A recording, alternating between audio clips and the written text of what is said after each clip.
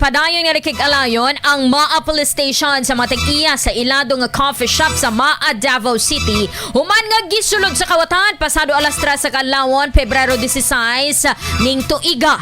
Sa pagsubay sa DXDC Davao sa mga coffee shop alauna sa hapon, Pebrero 17, naabtan ang mga personahe sa Maa Police Station nga nakiginabi sa tag-iya aron masubay ang tanang detalye sa nahitabo nga pagpangawat.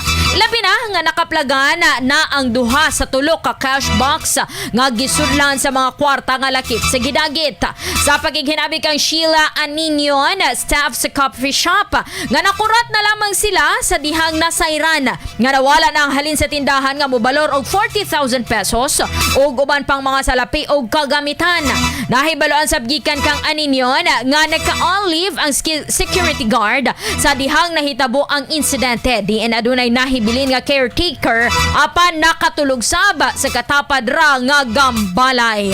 Ato paminaw ng tipik sa pamahayag ni Sheila Anyon, staff sa coffee shop. Sabay namin tanan og sulod, mga 3:30 na to siya kay naitabo man siya mga 3:40 plus na po. So igor ang gipasulod, din dito na po nahitabo ang tanan. Kaya ang caretaker na mo nakatulog man siya dira po. Padayon sab karon nga giimbestigahan sa otoridad ang nahitabong insidente.